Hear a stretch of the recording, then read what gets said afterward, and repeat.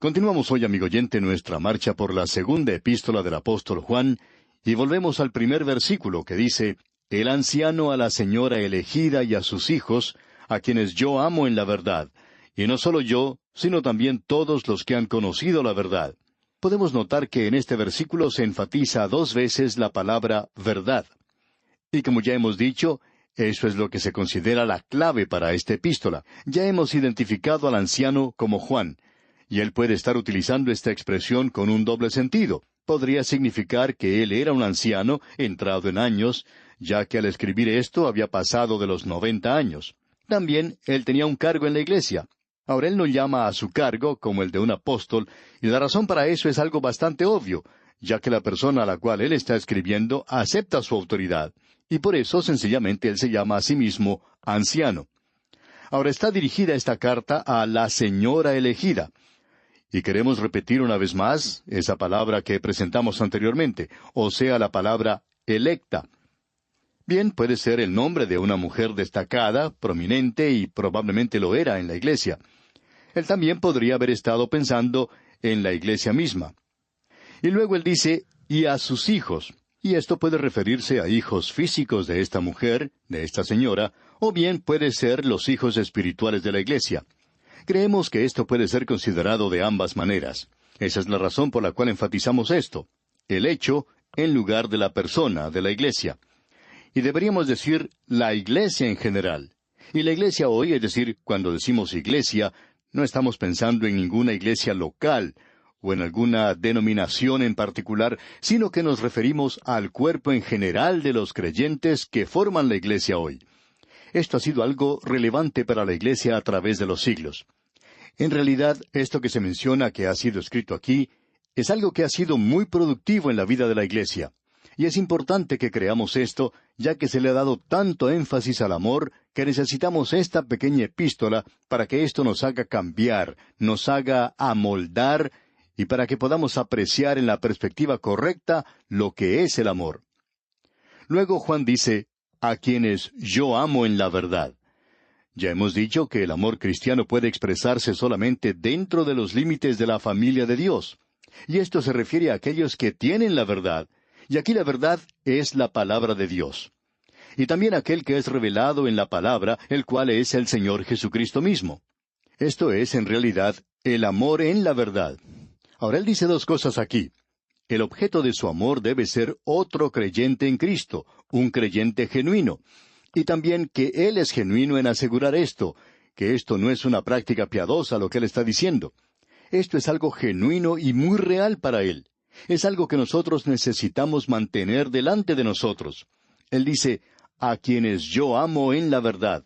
Y no solo yo, sino también todos los que han conocido la verdad. Y él incluye aquí al resto del cuerpo de los creyentes. Y ellos también aman a los demás creyentes. Y aman a esta iglesia, o a esta mujer en particular en la iglesia, a causa de su testimonio tan destacado. Ella era una persona muy generosa que abría su hogar a los creyentes, y ya vamos a hablar de esto más adelante.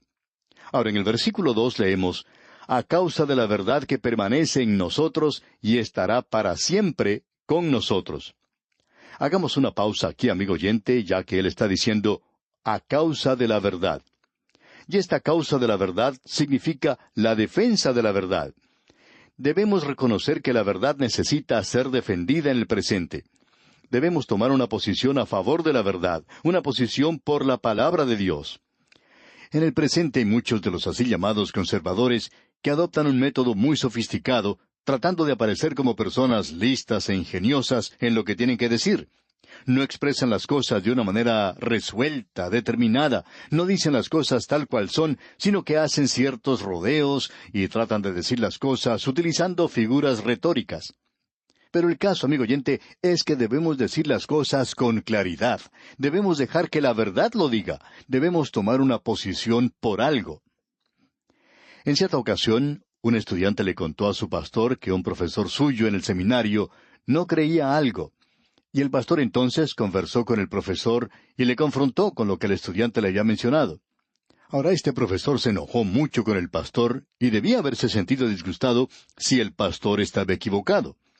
El pastor entonces le invitó a que aclarara ese asunto y que escribiera una carta y declarara allí lo que él creía, y que el pastor tendría mucho gusto en leer esa carta y le pediría disculpas entonces. Bueno, este profesor escribió esa carta, pero estaba muy enojado, muy irritado con el pastor de que siquiera hubiera sugerido algo como eso, de que él estaba creyendo esto y aquello. El pastor entonces le contestó esa carta y le dijo: todo lo que usted tiene que hacer para aclarar este asunto es simplemente declararlo claramente. Y al pie de la página le escribió: yo creo en esto, yo no creo en eso. Y dejó un espacio para la respuesta, para hacer las cosas más fáciles para él. Ahora eso hizo que ese profesor se irritara aún más, y escribió otra carta al pastor, de modo que el pastor resolvió dejar el asunto de lado. Pasado algún tiempo, el pastor descubrió que este profesor no había respondido esas preguntas porque él en realidad sí creía eso que el estudiante había dicho, pero estaba tratando de dar la impresión de que no creía en eso. Ahora, amigo oyente, permítanos decir que podemos respetar a una persona por lo que cree, aunque sea algo diferente de lo que creemos nosotros. Y en realidad, en el caso de este profesor, nunca se podría considerar a un hombre un hereje o un apóstata porque creía lo que él creía. Pero lo que queremos indicar es que el método de este hombre era y es en el presente el de nunca presentar las cosas claramente y declarar exactamente lo que cree. Ahora Juan está indicando aquí las cosas claramente. Dice: a causa de la verdad que permanece en nosotros y estará para siempre con nosotros. A causa de la verdad, y gracias a Dios que estará para siempre con nosotros. En un día como el que nos toca vivir, amigo oyente, cuando uno no puede creer a los críticos, cuando uno no puede creer a los profesores, cuando uno no puede creer a los científicos, es bueno tener a alguien en el cual se puede creer, y este es el Señor Jesucristo. A causa de la verdad, dice aquí Juan, que permanece en nosotros, y el Espíritu de Dios hace que estas cosas sean reales y verdaderas para nosotros, y estará para siempre con nosotros. Eso no cambiará, es algo que no puede cambiar, y así es la verdad. Alguien lo expresó de esta manera: lo que es verdad no es nuevo, y lo que es nuevo no es la verdad. Eso es como muchas cosas que se generalizan. Tiene sus excepciones, por supuesto, pero es algo muy bueno. Ahora, en el versículo 3 de esta introducción, él adopta algo que es un poco diferente del modo de expresarse del apóstol Pablo, y de Pedro y Santiago y de otros escritores, y también de sí mismo. Dice el versículo 3: sea con vosotros gracia, misericordia y paz, de Dios Padre y del Señor Jesucristo, Hijo del Padre, en verdad y en amor. Note usted, en verdad, y él vuelve a decir esto otra vez. De paso, digamos que hemos subrayado esta palabra verdad, y eso indica que se menciona muchas veces más de las que hemos sugerido. Así es que aquí podemos leer en este versículo 3: sea con vosotros gracia, misericordia y paz, de Dios Padre y del Señor Jesucristo, Hijo del Padre, en verdad y en amor. Ahora aquí hay tres palabras que debemos aclarar en nuestros pensamientos, y estas son diferentes sin tener en realidad una gran diferencia en el sentido de que se aplican a la misma cosa. Una de ellas es amor, la otra es misericordia, y la otra, gracia. Juan introduce aquí la palabra misericordia. Ahora, ¿cuál es la diferencia entre el amor, la misericordia y la gracia de Dios? Hay una diferencia, y en realidad es una gran diferencia. Ya hemos tratado con esto cuando estudiamos la epístola del apóstol Pablo a los Efesios. Y en el capítulo 2 de esa epístola, versículos 4 y 5, podemos leer: pero Dios, que es rico en misericordia, por su gran amor con que nos amó, aun estando nosotros muertos en pecado, nos dio vida juntamente con Cristo. Por gracia sois salvos. Observemos esto por un momento. Creemos que es muy importante de notar de nuestra parte. Lo que tenemos aquí es amor. Ahora, ¿qué es el amor de Dios? Bueno, Dios es amor. Antes de que existiera cualquier cosa, Dios es amor. Ahora alguien quizá diga: ¿y a quién amó? Bueno, era una Trinidad. Y el amor que es en Dios existía mucho antes de que Él hubiera usado su misericordia o cualquier gracia. Esa es la naturaleza de Dios. Eso es lo que se llama un atributo de Dios. Dios es amor. Pero lo interesante es que el amor de Dios nunca salva al pecador. El amor de Dios causó que Dios actuara en la dirección de la misericordia y de la gracia. Esto causó que Él demostrara o utilizara la misericordia y la gracia. Ahora nos hacemos esta pregunta. ¿Cuál es la diferencia entre la misericordia y la gracia?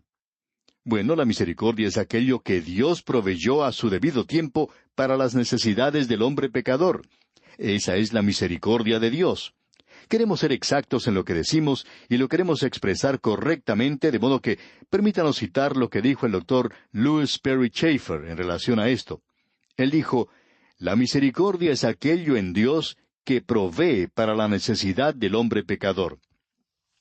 Ahora Dios es rico en misericordia porque le ama. Él dice eso allá en el capítulo 2 de la Epístola a los Efesios, y esto hace de estos versículos que acabamos de leer un pasaje maravilloso de las Escrituras, porque combina las tres cosas.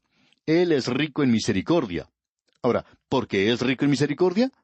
Porque Él es amor. Y porque Dios es amor, Él, por misericordia, ha hecho provisión para la necesidad del hombre pecador. Pero la misericordia no salva al hombre.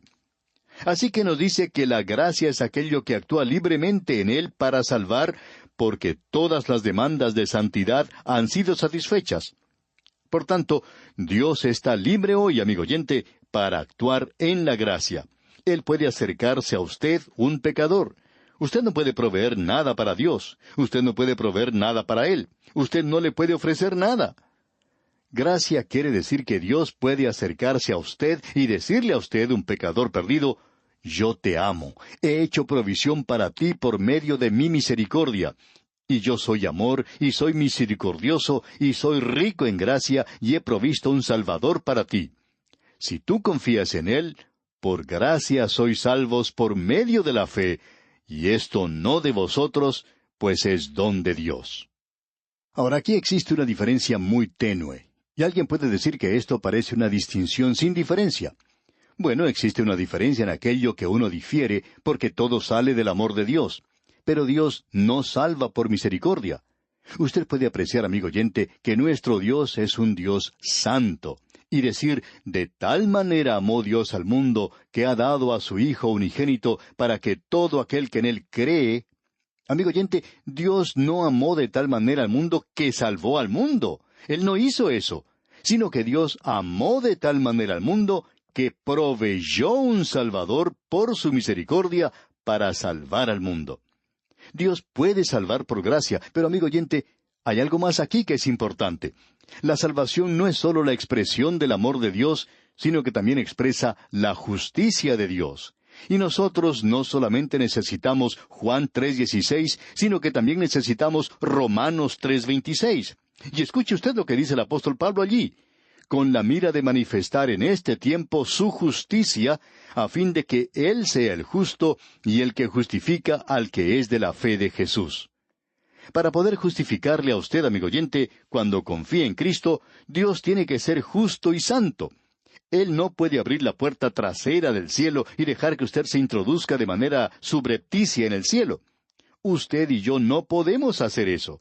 Estamos alejados de Él, no tenemos comunión con Él, no hay comunicación. Esa comunicación que se perdió allá en el jardín del Edén, y Él es quien la ha renovado. Él tiene que ser el justo y el que justifica. Ahora, ¿cómo llegó Él a ser justo? Su misericordia proveyó un Salvador. ¿Y por qué fue su misericordia? Porque le ama. Él es justo y puede hacerlo. Él puede ser el justo y el que justifica al que es de la fe de Jesús. De modo que Juan puede escribir, «Sea con vosotros gracia». Así es como Dios le salva. Misericordia. La misericordia proveyó un Salvador. Y paz. Cuando usted tiene todo esto, entonces la paz de Dios, que sobrepasa todo entendimiento, va a guardar su corazón. Usted sabrá, como Él dijo, que por consideración a la verdad que mora en nosotros, estará con nosotros para siempre. Ahora, estas grandes verdades no son algo que Dios va a cambiar. Él no va a cambiar de forma de pensar y decir, «Bueno, voy a hacer las cosas de forma diferente. Creo que la opinión pública va en otra dirección, así es que voy a cambiar y voy a seguir la opinión pública». No, amigo oyente, Dios no cambia. Él no es como una veleta que cambia con el viento. Es como ese hombre de campo que tenía una veleta para señalar la dirección del viento en su granero. En él, este hombre había inscrito «Dios es amor». Cierto predicador pasó por el lugar y al ver esto, le dijo a este agricultor, ¿quiere usted decir que el amor de Dios cambia tanto como esta veleta? No, no quise decir eso, dijo el agricultor. No importa de dónde sopla el viento, Dios aún es amor. Amigo oyente, eso es cierto. Nuestro Dios es amor, y ya que Él es amor, Él ha provisto esto para usted. Él nunca cambia. Sea con vosotros gracia, misericordia y paz. Usted puede tener la paz de Dios el Padre y del Señor Jesucristo, que es quien murió por usted. Él es el Hijo del Padre. Esa es su posición en la Trinidad, y todo eso es hecho en verdad y en amor. Recuerde, amigo oyente, que esto tiene que ser hecho en el contexto de la verdad. Hay algunos que nos escriben diciendo que somos muy dogmáticos. Bueno, siempre nos gusta recibir cartas como estas porque no estamos seguros de dar esa impresión. Queremos darla. Estamos enseñando la palabra de Dios y somos muy dogmáticos en cuanto a esto. Si usted nos pregunta qué estaremos haciendo mañana por la tarde, debemos decir que no lo sabemos porque mi esposa no lo ha decidido todavía. Eso puede cambiar. No somos dogmáticos en cuanto a lo que haremos entonces. Pero ahora estamos hablando de esta segunda epístola del apóstol Juan, y amigo oyente, somos muy dogmáticos en cuanto a lo que él está diciendo aquí. Ahora, en el versículo 3 concluye la introducción a esta epístola, pero aún nos encontramos en esta sección donde el amor es expresado en los límites de la verdad. Comienza diciendo este versículo 4, «Mucho me regocijé porque he hallado algunos de tus hijos andando en la verdad, conforme al mandamiento que recibimos del Padre».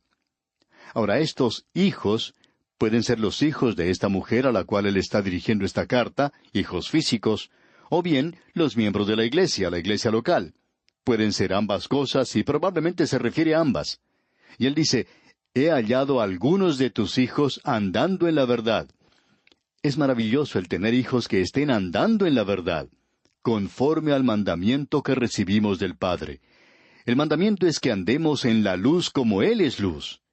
Y en el versículo 5 dice, «Y ahora te ruego, Señora, no como escribiéndote un nuevo mandamiento, sino el que hemos tenido desde el principio, que nos amemos los unos a los otros». Y usted recordará que vimos allá en la primera epístola del apóstol Juan, que el principio aquí es el principio del ministerio de Cristo, donde comenzó con la encarnación.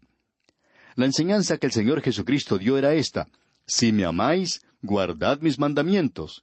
Y por esto el mundo sabrá que vosotros sois mis discípulos, no porque son fundamentalistas, sino porque tenéis amor el uno por el otro. Esto es lo que Juan dice que tuvimos desde el principio, algo que Cristo nos dio, de que nos amemos los unos a los otros. Y aquí tenemos esto nuevamente, que andemos en la verdad, amándonos los unos a los otros. Y estamos hablando en cuanto a los hermanos. Esto es lo que se necesita en el presente en la iglesia, o si no, la iglesia no estará bien establecida. Uno puede llegar a ser demasiado sentimental en la iglesia, y hay demasiado de esto, y no sirve para nada. Nosotros nos amamos los unos a los otros, pero tenemos ese amor ágape, y cosas por el estilo. Pero amigo oyente, ¿estamos andando en la verdad? ¿Está usted andando verdaderamente en el conocimiento de la palabra de Dios? Esto es algo que todos estos apóstoles que hemos considerado nos dicen. No solo el apóstol Pablo, quien da mucho énfasis a esto, sino que lo vimos enfatizado allá en la epístola de Santiago. Pedro también lo enfatizó, y ahora lo está enfatizando Juan. Debemos andar en amor. Y eso es importante, amigo oyente. Es muy importante en estos días en que vivimos. Es maravilloso si usted es fundamentalista, pero esperamos que usted esté andando en amor, porque si usted no anda en amor, entonces no es en realidad un fundamentalista. Y vamos a detenernos aquí por hoy, amigo oyente. Continuaremos, Dios mediante, en nuestro próximo programa. Que Dios derrame sobre usted sus ricas bendiciones.